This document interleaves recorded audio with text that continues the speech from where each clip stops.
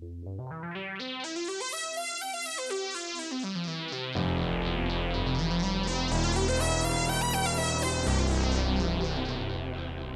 and welcome.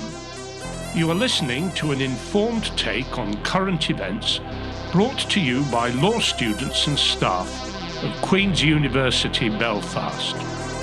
This is LawPod.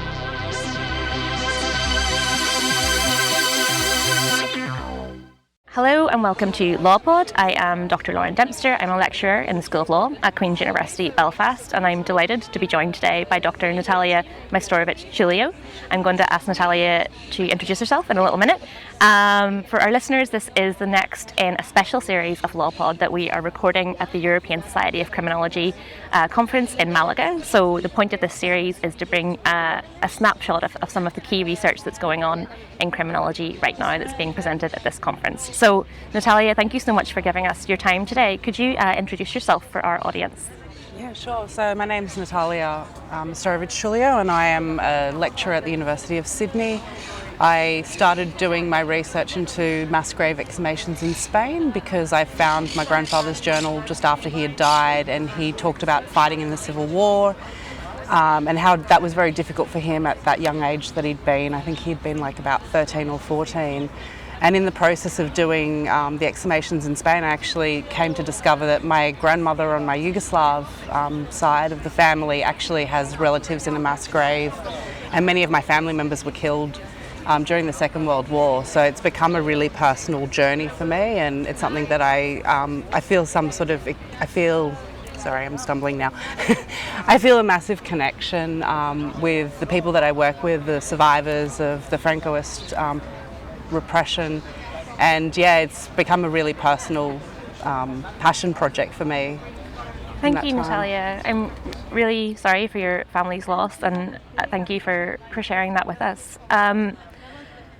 So I guess then to get into your research, could you set the scene briefly for us? So you've mentioned you're looking at mass graves in Spain, so it's hard to do in a short amount of time, but if you could give us some sense of the disappearances that happened in Spain and also transitional justice in Spain and sort of where disappearances fit into that. Sure. So when we talk about the enforced disappearance that occurred in Spain, we're talking about two distinct periods. The first is the Spanish Civil War, which was from 1936 to 1939.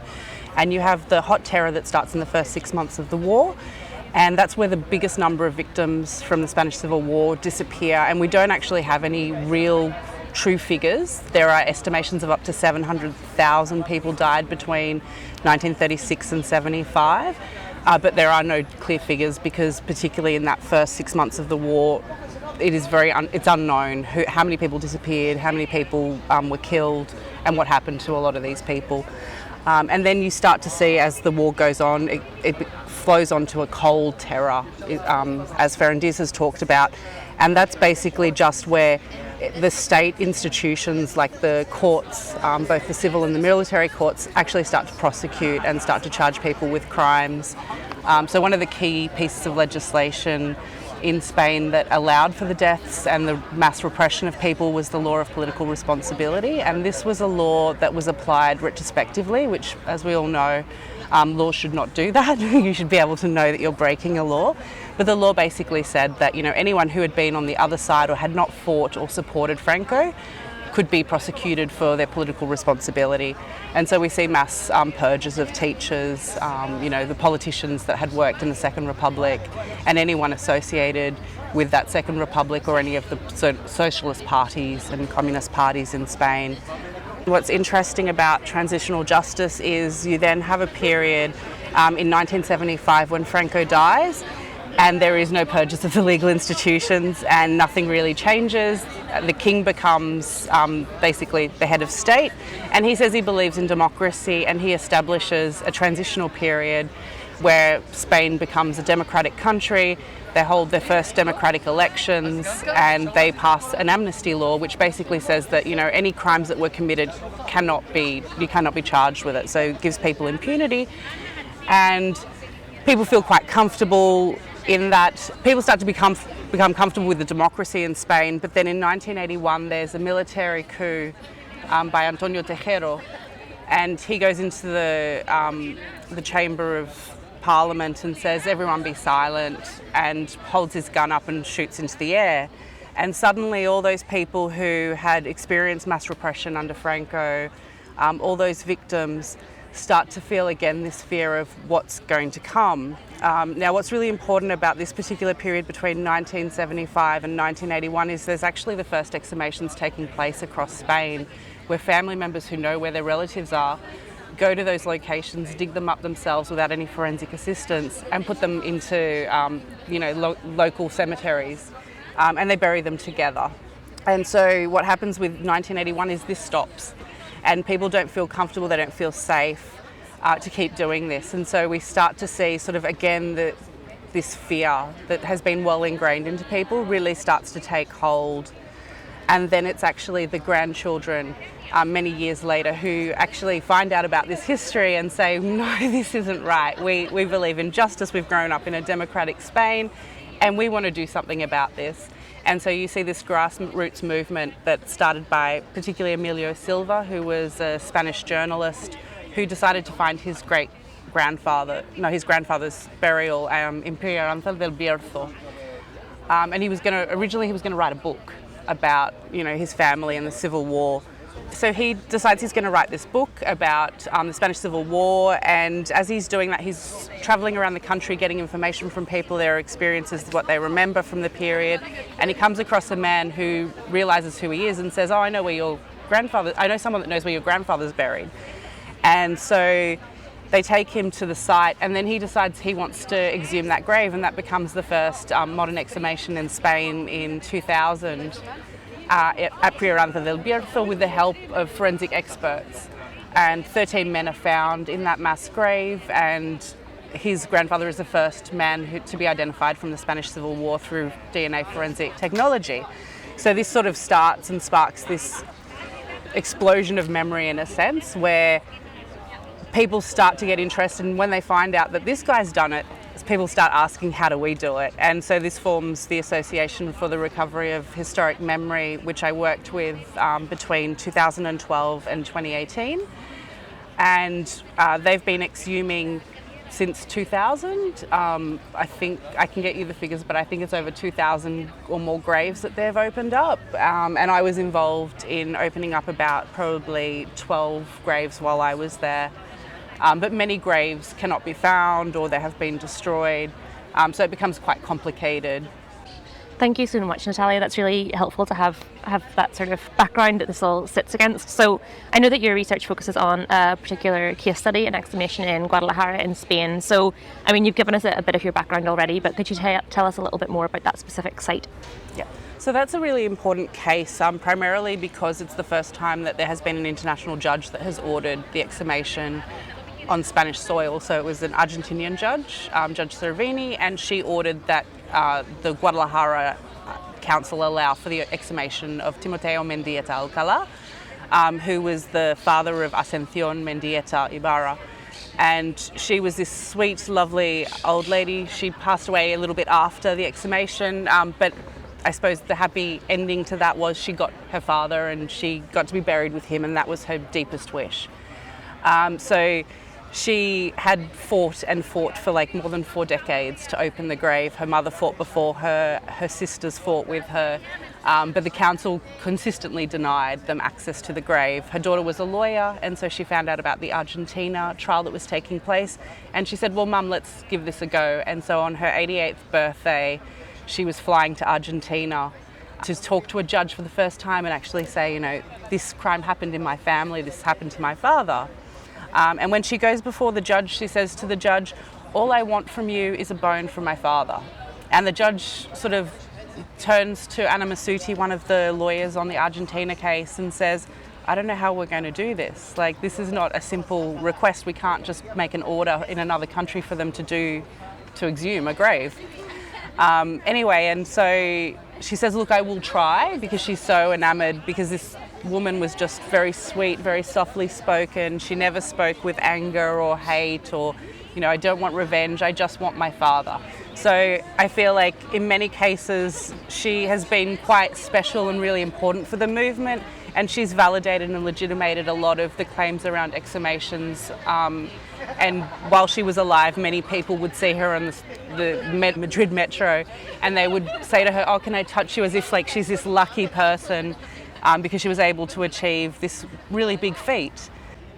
Thank you, Natalia. I'll ask you a little bit more about the legal process in a second, but I guess in terms of you mentioned there that the family's attempts to access the grave were blocked by the council.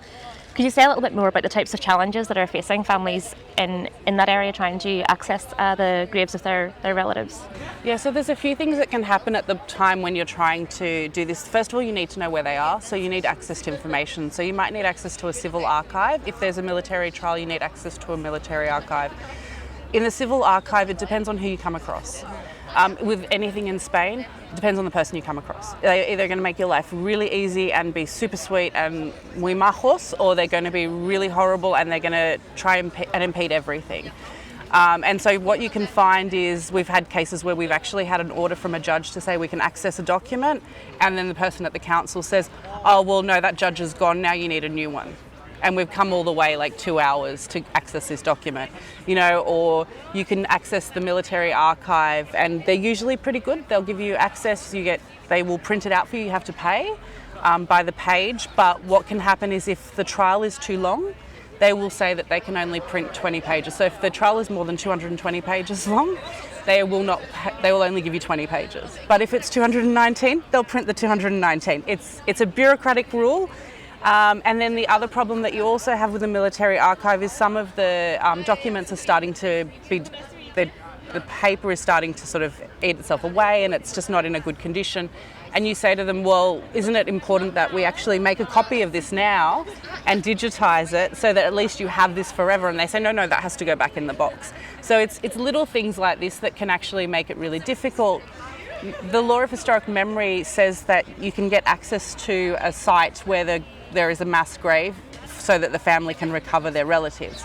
But it's not that simple. So it depends on who's the property owner. It could be the state, it could be the local government, it could be a private property owner, it could be, we've had a grave in Cacabelos in someone's house.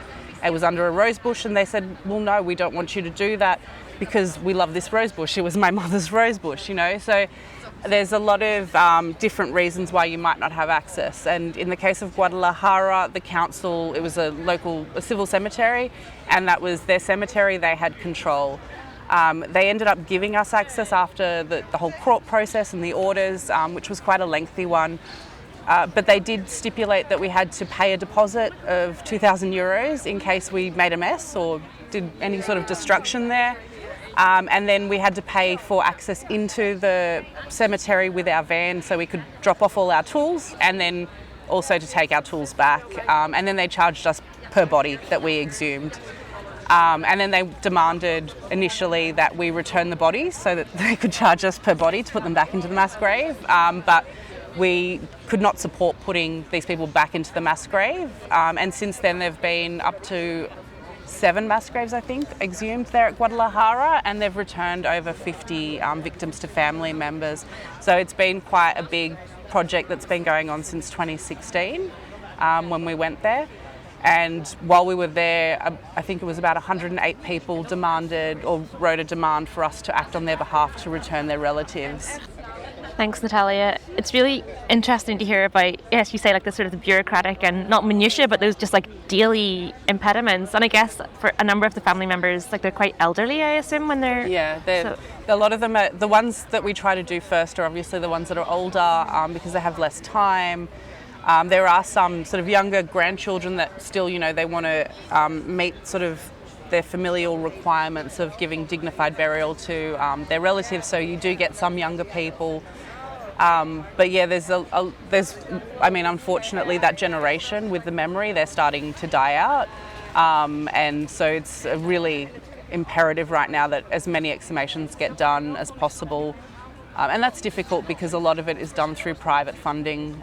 The state has just announced that they're going to be funding exhumations, but it's really unclear about how that's going to operate and how that's all going to be done. I mean, the PSOE government has changed some laws and is working on changing the law of historical memory, and there are some good changes in there, but time will tell whether they all get through. Thanks, Natalia. I guess then to move from sort of Spanish bureaucracy side then back to Argentina, obviously you've introduced the link to the judge there. Can you just say a bit more about how that actually worked? Yeah, sure. So originally what happened was in Spain we had a judge called Judge Garzón, and he was very famous for applying universal jurisdiction in Europe since 1985. He was involved in a lot of high-profile cases, such as the naval officer Chulio from Argentina. So he murdered people during the dictatorship there. He also charged Pinochet in the UK, but Pinochet got away in the end. But he did actually create a precedent around universal jurisdiction and the importance of courts applying that.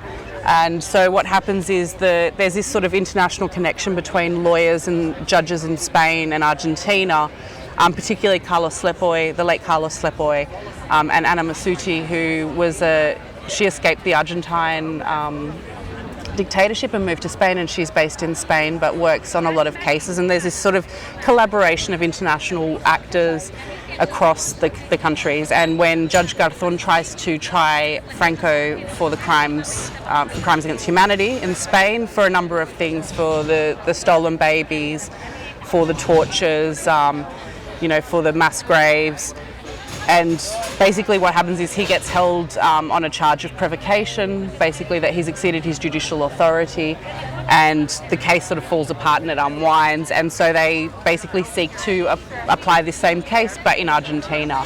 And in 2010 Judge Cervini says that she's competent, and she opens a case basically looking into all those crimes. And one of the crimes that she's looking into is the cases of enforced disappearance. And so she's been part of the demands to exhume. She's made demands in Guadalajara, I think in the Balearic Islands, and various other places. I think also in Barcelona, which ironically has not had many exhumations in Barcelona. But so what happens is in Guadalajara specifically, she gave an order, I think it was in 2014, and the judge came back and said, look, we've done an investigation of the site. Yes, there's a registry of the people who are buried and where they're buried, but we're not really sure that they'll be buried there. We're not really sure it's going to be safe to exhume, and basically I don't allow the exhumation. And so the association that I was working with, Arqueologia, they basically put in a report that says, well, we do this type of work all the time. We have these specialists that we will have on hand. We'll have engineers to ensure that, because the graves were very close together, that the walls will be secure so the workers are okay. And they basically say, this is how we find out. We need to cut the earth a little bit, and we need to see, is there remains there? If there's remains there, then we go. If we start to see that the second remains is a female, according to the list it's a male then a female, then we know we're in the right grave. And we know that Timoteo is going to be there more than likely. And so she gives another order, and the second judge, ironically, I thought this was really funny, turns around and says, well, we never said you couldn't exhume, we just thought it was going to be difficult. So you can exhume, but everyone needs to have ID, you need to all be, have all the equipment and have all the experts that you need on site, and you need to take responsibility. And so it gets approved, and we go out on, I think it was the 4th or 5th of January, and we exhumed for about 15 days or something like that. So we recovered 22 bodies in that exhumation. We returned to the lab with the remains. Slowly we were getting them identified. So Arqueologia had a negotiation with the Argentinian forensic team, and they do all the DNA identification for us for free. Because it can be up to 600 to 700 euros per sample. So that's a really big expense, and if we can save that, then we can put that into exhumations. And so we have to be very pragmatic about these things. Unfortunately, none of the remains were being identified as Timoteo, and as it turns out, he wasn't in grave number 2, he was in grave number 1. So in 2017, they exhumed grave number 1, and he was identified, and they did a reburial in Madrid, in the local cemetery there. And it was, I was back at home in Australia, but I got to watch it because the family shared with me the video of the ceremony. It was just a wonderful ceremony to watch. There's so many people just there wanting to share in that moment with Ascension. And she's become almost iconic. There's images of her in Madrid on walls, like sort of paintings. One of my favourites says, struggle is life and life is struggle. And that's what she sort of signifies. Thanks, Natalia. It's really interesting to hear as well that the EAF was providing that support in terms of identification. So we'll put a link in the show notes to their website so our listeners can read more about the work of that organisation. I have one final question, and then we'll bring this to a close. I could talk to you all day. I guess, what are the implications in terms of this legal internationalisation? Do you think that will have an impact elsewhere in Spain, or could that be used by other families in Spain? Yeah, so I think it's already starting to have an impact. It's started to open up the discussion, and in Spain, they're a very legalistic country, ironically. Everything needs to be done properly and by the book and by the law. And so having a case was actually really important because it actually legitimated the work that we were doing. And what happened was, while we were at that particular exhumation, there was a man that we met, and he said, oh, you know, my relative's in this grave over here, but I'm not interested. I don't see the point. By the end of the exhumation, he wanted to recover his relative because he saw that, you know, we didn't make a big spectacle, we didn't, you know, hold any flags or, you know, make it a political statement. We care for the remains, and people see that, you know, actually it's a really nice and beautiful sort of experience to have. And often what we find is that the relatives who we've exhumed graves for actually come and join in future graves. So I've worked with a number of people who, you know, their relatives have been exhumed and then they've come to work with the association. So I think that it does open up the conversation, and I think that when people see that, you know, it's not this big catastrophe, that no one's blaming anybody, that nobody's, you know, coming to the town and saying this town is responsible for this, they see that actually it's not, it's just about recovering family members for their relatives, and it's about them having access to that. And another thing that we sort of do at the end of an exhumation once they're identified is we do a return of remains to the family in the town that they're from. And it's a big ceremony, and we ask the whole town, and we walk through the town to the local cemetery, and it's this sort of handover moment, and it's really quite beautiful and really special to watch. And I think people also see that, and they see, you know, like it's just a celebration of this relative. We're reinserting them back into the fabric.